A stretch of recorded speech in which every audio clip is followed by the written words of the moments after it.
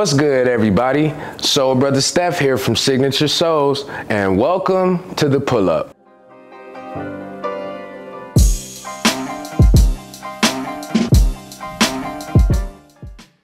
Now today, we got a dope show, man.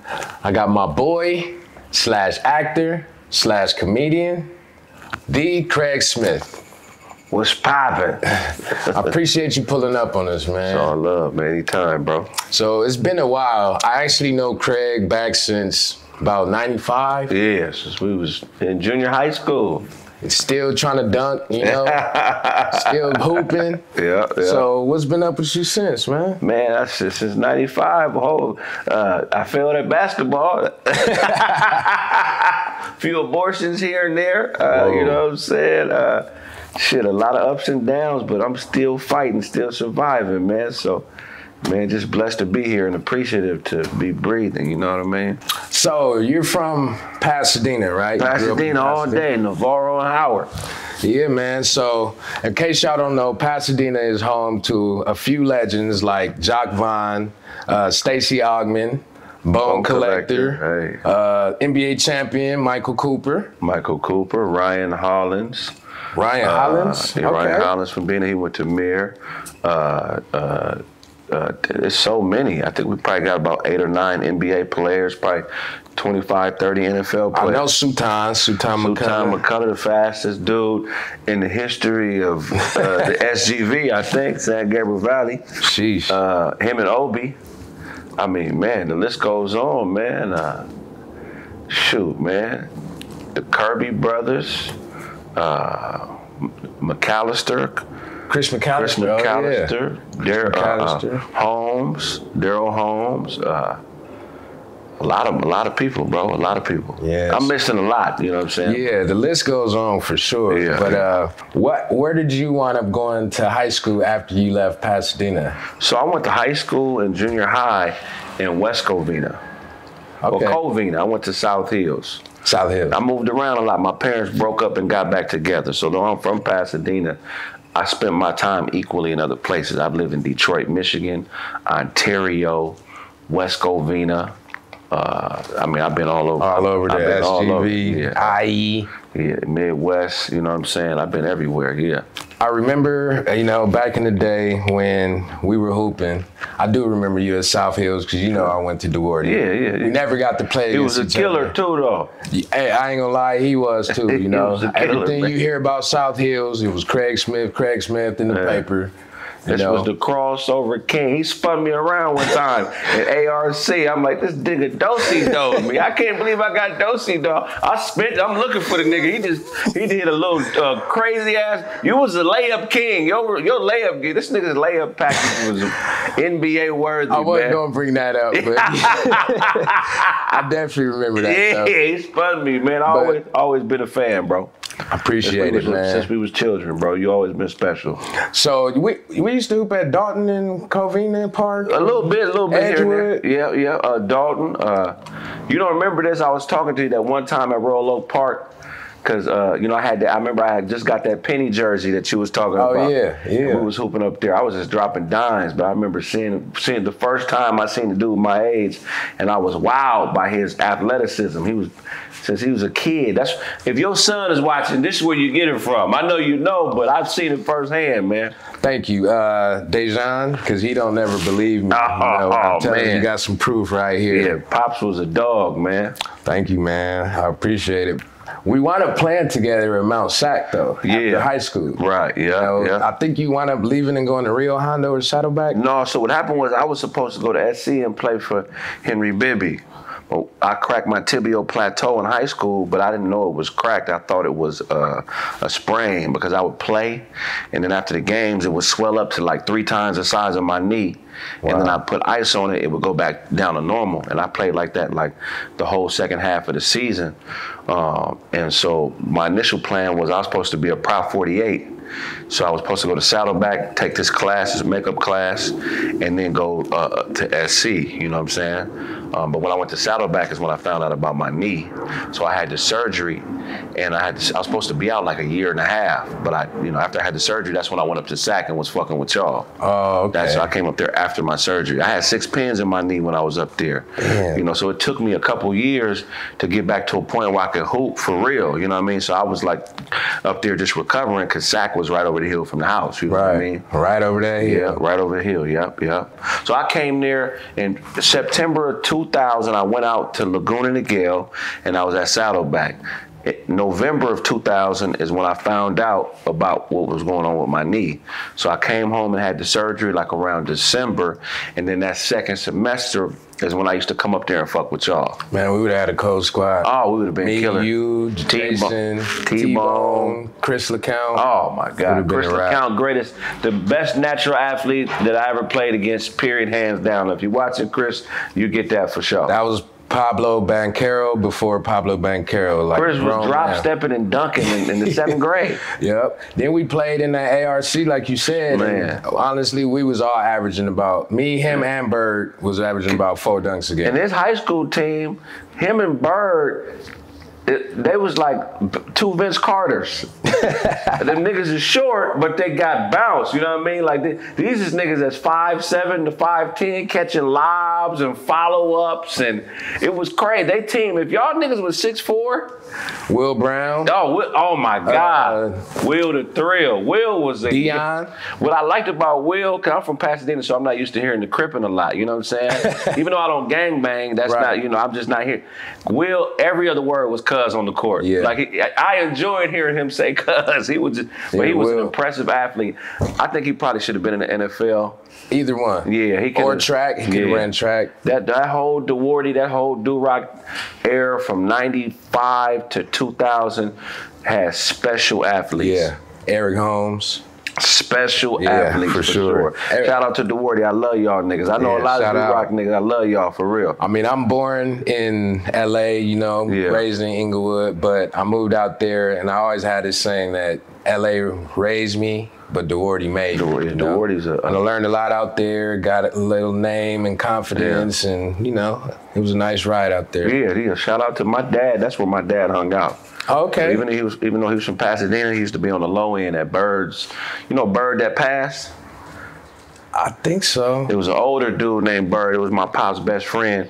It was a time where it was really cracking between the brown and the blacks, and they did a drive-by on his house and he died. He was in his bed, like a bullet hit him while he was sleeping. Man, my condolences. But he was an older man. He wasn't banging or nothing like that. But man, that's tough.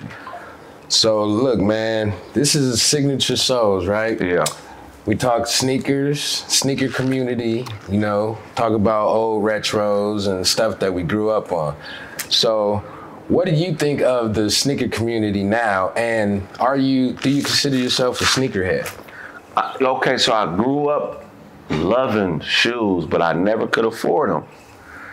We wasn't like good times poor, but we didn't have enough to get the newest Jordans all the time, you know what I mean? So I didn't buy my first pair of J's myself till I was 19.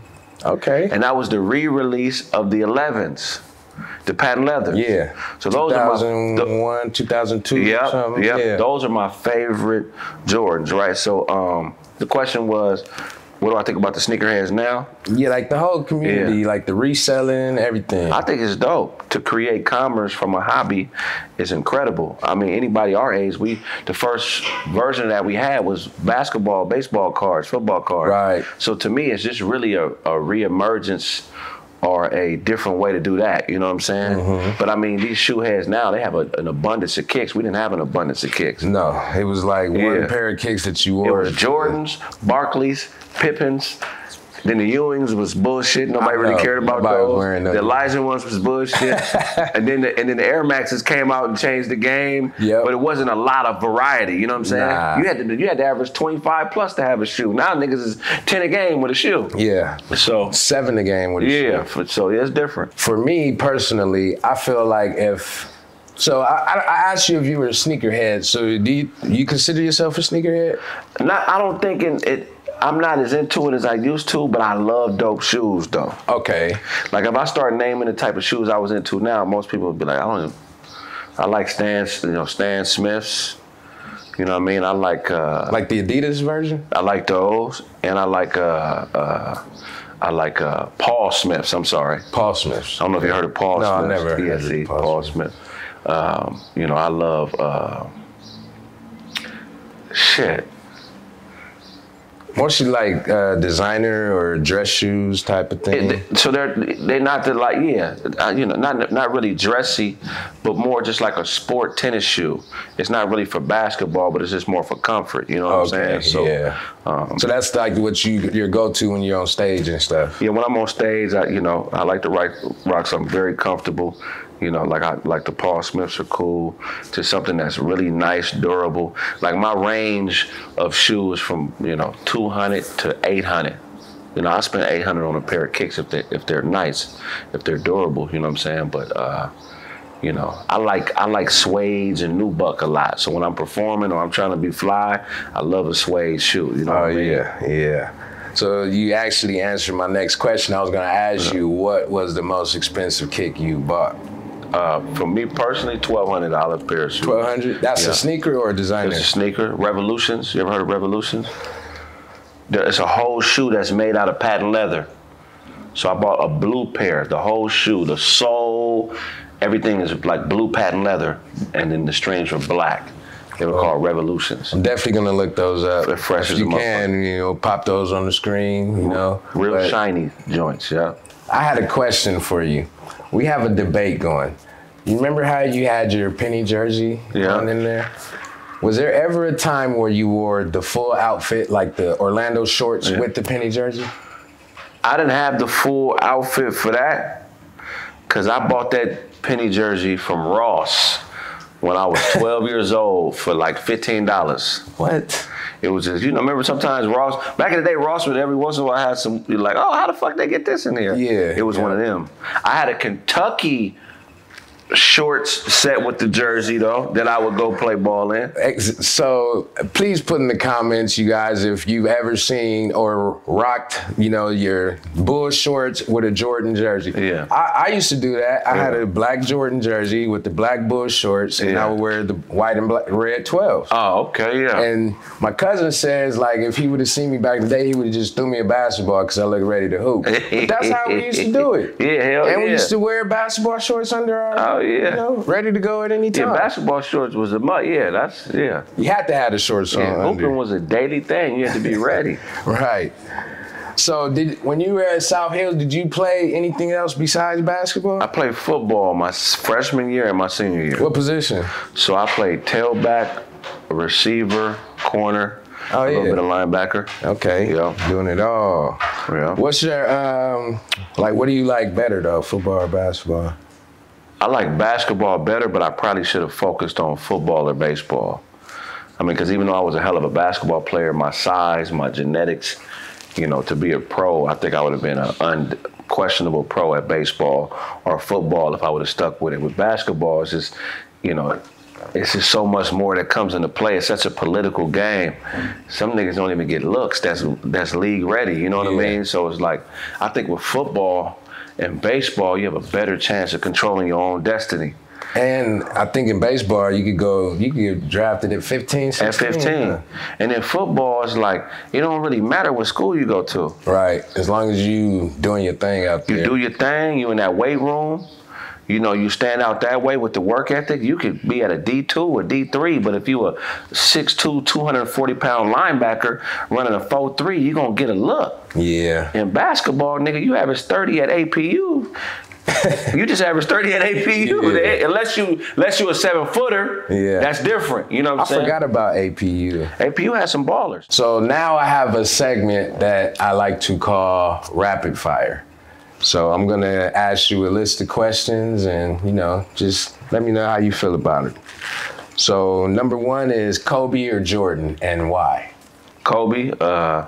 Jordan was a better athlete, but I think Kobe had a better game. You know what I mean? You know, Jordan is a rare mix of like somebody that's fundamentally sound. He would normally have the best fundamentals on the court and be the best athlete, you know. So Kobe had the same level of fundamentals, but less athleticism. So I feel like Kobe did more with less. You know what I'm saying? Kobe's ability to dribble, I feel like, was superior to Jordan's. His ability to shoot the three, his IQ, I feel like, was a little bit above Jordan's. So I'm picking Kobe, even though if we just go on raw game and skill, or just raw talent, you have to pick Jordan over everybody. But I just feel like Kobe could will his way into things. You know what I mean? So I'm gonna go with Kobe. Okay. So, who had more hops? Who you think have more hops out of Ja Morant and Derrick Rose? Derrick Rose. So I think, but they both do the 2 foot thing. 2 foot jump. Yeah, I believe that Derrick Rose is a little shorter. Rose is 6'2", 6'3". Morant is what, 6'4", 6'5"? Nah, Morant is about around the same height, 6'2", 6'3". That's a tough one. Because Derrick Rose is more of like a power jumper. Power jump, and other dude, he jump off of. Yeah, he like cat quick. It's like comparing, to me, it's like comparing Randy Moss to Terrell Owens. It's like it's different because Derrick Rose is more explosive. You know what I'm saying? Yeah. It's like hearing a muscle car, like, you know what I'm saying? Right. Where Morant is more like a quiet, like a Ferrari or something that's just like, it's hard, bro. That's a tough one. So we're gonna say I'm gonna go with Rose. D Rose. I'm gonna go with Rose. So I've been having that debate with people, and most people go with Ja because they go about how high their head is. Right, but so Ja, they did a little test, and Ja's head was a little bit above the rim, right, like where he was eye level, and then D Rose was like right at the rim. So if they're going off of that, me personally, I still think that Derrick Rose. Yeah, I mean, Rose was like, it seemed like he was shorter. Yeah, man, that's a hard one. D Rose is actually taller by an inch. Is he? What? See, that's another. It don't seem like it. I'ma still go with D Rose. Yeah. Cause look, a lot of. Ja Morant has the greatest missed dunks in the history of the NBA. That nigga would try to take off from the point. I don't see Derrick Rose missing many dunks like that. You feel what I'm saying? Right. I can't remember Derrick Rose dunking on nobody. I seen him dunk on Dragic on the fast break, but I've never seen him like where a person's standing outside of the box and he's like, Yeah, that's not his thing. Yeah, Ja Morant is that type of nigga. Yeah. Yeah, so that's a tough one, man. Yes, I'm going to still go. Leave that, you still on D Rose? Yeah. Okay. Yeah. So, since you mentioned Randy Moss or T.O., I had Randy Moss or Jerry Rice. Man, here's the thing, right? Randy Moss is the most talented wide receiver ever. He made it look the easiest. But Rice is the most consistent. So, it's kind of weird because we come from that era, we like right in the middle, like where when we was growing up, when we talked about who was the best when we was little, we didn't give a fuck about no championships or consistency. We just went with who the rawest nigga was. Right. But then as we got a little bit older and Kobe came into play, nobody wanted Kobe to be better than Jordan. So they always talked about, they started talking about championships, in my opinion, as a way to spite Kobe. Because they didn't think he was going to get the championship, you know what I mean? So Randy Moss is the rawest, period. I think you're a fool as a GM if you take anybody over Randy Moss at the receiver. The only one I can kind of make a case for is Megatron. Oh. You know what I'm saying? He just didn't win nothing. But Megatron didn't dominate in college like Randy Moss did. Randy Moss dominated in college. When he was at Florida State before he got kicked out, he was dominating the Florida State defense. Then he got kicked out. Then he went to Marshall and dominated at Marshall. Then he came into the league immediately and dominated. You know, he was running by niggas, dog. Yep. I think I'm not picking nobody at wide. Then when he got with a quarterback, Tom Brady? Oh, that was a wrap. It was crazy. Yeah. I ain't gonna lie, I was never a Patriots fan, but I love greatness, you know. So I was glued to that. We ain't seen nothing like Randy Moss since. Never. Well, what you think about the new dudes like Jefferson and? I really ain't been hip to. I mean, shit. I ain't been watching football. Yeah, I kind of fell off of it a little too. I cannot sit and watch a 3-hour game like I used to. Right. But, you know. Okay, so we're going to go to hip hop. Tupac or Biggie? Yeah, see, man, I'm not a fan of that argument because I think they're too different. You know what I mean? You know, a lot of people like to say that Biggie's a better rapper. But he, you know, that's tough, man. I'm going to pick Tupac because he's a complete artist, but, you know, they could go either way. You know what I'm saying? Yeah, that's a tough one for me. So for me personally, I couldn't pick between them because I love Pac, but I also love Biggie. Yeah. And, you know, growing up at the time, you know, the whole Biggie, Tupac beef, people out here was giving you slack for liking Biggie or listening to Mobb Deep or Jay-Z. If you wore Timberlands back in the day, like, nigga, come on, man. You from the East Coast, homie? Right. Don't wear that. Don't mention no Wu-Tang or nothing. You really getting, you know? Yeah. But yeah, I don't think I could pick one of them. Mm-hmm. I think it's just both greatness in their own different ways. So that's how I feel about it. Yeah. So Tank or Floyd Mayweather? Who wins that fight? Oh, Floyd, easy. Tank too small. Tank is 5'4". Is he that small? Yeah, he's small. Yeah, he's 5'4". Great fighter, very smart, got a lot of talent. But I haven't seen him win in enough ways. I've seen Floyd win in every way you could possibly win, you know what I'm saying? So you don't think he'd drop him, like if you catch him with one of them? Yeah, Tank could drop anybody his size, but he won't catch Floyd, though. Has Floyd ever been dropped? He been caught by Shane Mosley? Shane Mosley and, what's his name? The dude who bit his finger. I can't remember his name. Remember the dude that bit his glove? And Floyd was like, he bit me. They fought twice. Hispanic guy? Yeah, he's Hispanic. He's not Mexican though. He's from probably like, not Venezuela, but you know who I'm talking about. Is that the one who he knocked out with they called it the cheap shot after they kept headbutting him? Nah, you talking about, not Vargas, but damn, I can see his fucking face too in my head. Yeah, I have all of their faces in my head, but I'm bad with the names. Yeah, but Floyd, it's not even close with him and Tank. Yeah, Floyd all day. Okay, whose signature shoe is this? Oh, those aren't the first Shaqs. Yep, they are the first Shaqs. Yeah. Okay. Yeah, the first Shaqs was Dookie.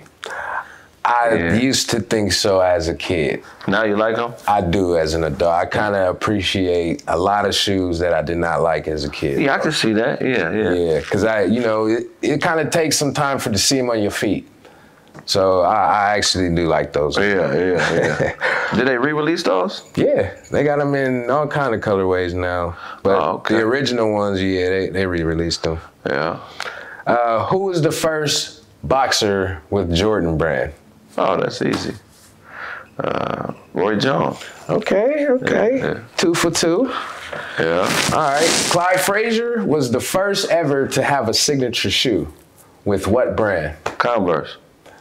Damn. Who was it? That's Puma. Is that right? Yep. The Puma Clyde. I didn't know. Did they re-release those? Yeah. Oh, they got a million colorways of those. Are those the ones that look like Chucks? They look like the Puma Suedes, like the breakdancing ones. Okay. Wow. I didn't know that. Yep. Okay. So the last question. Jordan only wore one player shoe in the NBA. Name that player. Jordan. It was his own shoe. That's your answer? Yeah. Penny Hardaway. He wore pennies? He wore pennies in the 95 playoffs. When the patent leathers first came out, he didn't have a black pair. So he asked Nike for a pair of penny shoes. And he wore the pennies against Penny in the playoffs. Hilarious. Penny had on the same shoes. That's funny. Trolling them, huh? Trolling them. MJ is a dog for that one, man. So that's it for the rapid fire segment. So man, during the pandemic, I remember my cousin sent me a video called Roast Me. Yeah. And immediately I'm like, wait a minute, that's my boy Kraig. Yeah. So how'd you get into the roast me thing, and like what started you off with the comedy in the first place? Man, shit, I just was, I've been rhyming since forever, and I threw a show one time and nobody showed up, you know what I'm saying? It was maybe been 6, 7 motherfuckers there. Damn. Maybe a little bit more. I don't remember. It's been so long. And instead of me just doing my songs, I just was roasting people in the audience. You know what I mean? And that's what gave me the idea to do comedy, because somebody asked me had I thought about doing it. And then maybe like a couple months after that is when I tried it. That's crazy. And then from that is how I ended up getting to roast me, because they see me at the clubs roasting people. Well, so you kind of had a take in the idea of the show? Or No. show? So, I mean, what we do on Roast Me is what comedians do outside the comedy clubs. Y'all bagging anyway. Yeah, we just go there just to bag on each other. We don't even go in to perform half the time, So that's just a tradition with comedians. That's how we sharpen our tool.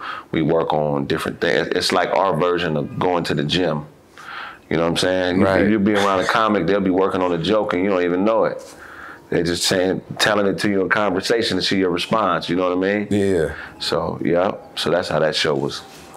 That's crazy.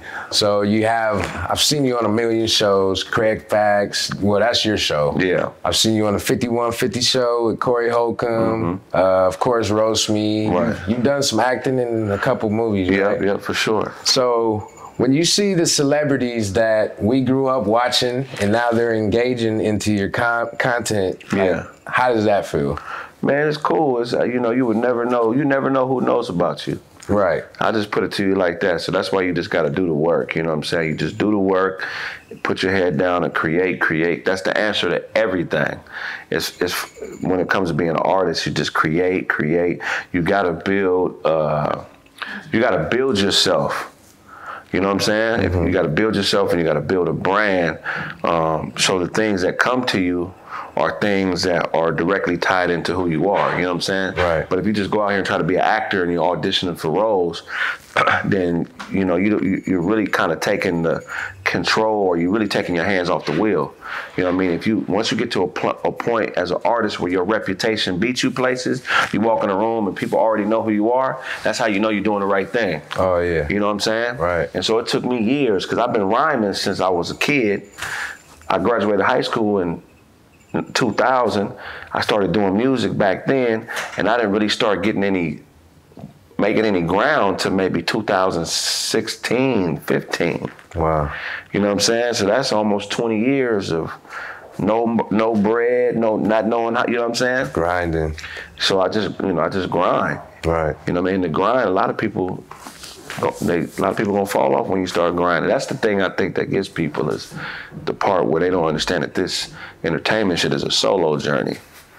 You know what I mean? You can't pick your homies up like you can when you go hoop at the park. Right. You got to be stronger than that. You got to be willing to get up and go out by yourself and be vulnerable and uncomfortable on a solo tip. You know what I'm saying? Right. And out of your comfort zone. Yeah.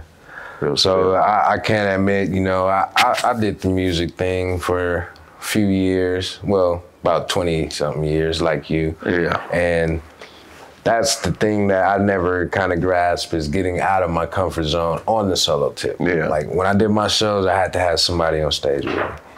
In the 20 years that I did shows, I only did about 3 shows. Yeah. So maybe I had a halfway grind, and you're not gonna really make it like that. Yeah. But at some point, you gotta switch lanes. For me, at least, So I had to switch lanes. I got my son coming up hooping, and he a killer too. Yeah. Oh, thanks, bro. Yeah. But I had to just put all my time into something else. You know what I mean? Yeah. There ain't nothing wrong with it. We mixed martial artists, man. Right. Like you turn on MMA, and a nigga might go from jiu-jitsu to boxing to, I'm gonna probably say the wrong name. Jun Kempo, I don't know what the fuck that is, but it sounds like it could be some shit. You just gotta be willing to jump from thing to thing and not let your ego stop you, because that's the thing, embarrassment to me is the strongest emotion. Niggas don't want to be embarrassed. Yep. But I got to the point where I'm like, fuck you, I'm gonna do what I gotta do.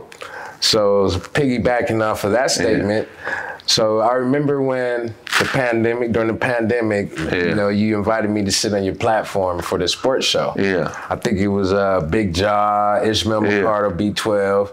So I ain't even gonna lie, you know, that was my first time ever doing anything on camera. Really? Yeah, I was not ready, bro. I remember my sound was off. I was nervous as hell. But I believe that, you know, jump started the whole movement. That's dope, man. Yeah, man. That's dope, yeah.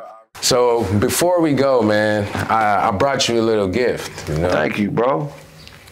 So I see you be wearing the bucket hat. So we have a Love One bucket hat. That's my cousin's brand. The store is Graffiti Ink in Hollywood. You know, we do screen printing, heat transfers, you know, custom tees, hats, everything. That's dope. So we have that, and then this another. I think you might appreciate that. One of the legends. Oh, that's fire. Big Daddy Kane. Hey, man, a monster on the mic. And then, you know, that's the brand right there. Oh, he got the Grand Hills on there. Yes, sir. So you do know Kicks, you know? Yeah, I know. Yeah. You seen the Grand Hills, you know them immediately. Yeah, man, them patent leather, what do they call that? That little stripe or that's whatever. legendary, man. Grand Hill was supposed to be that guy. Man, he's one of the ones that if they never got hurt. Man, appreciate this. Thank y'all. Well, that's it for this episode of The Pull Up. Make sure you hit that subscribe button, like, comment, and share while you're there. And as always, love, peace, and souls.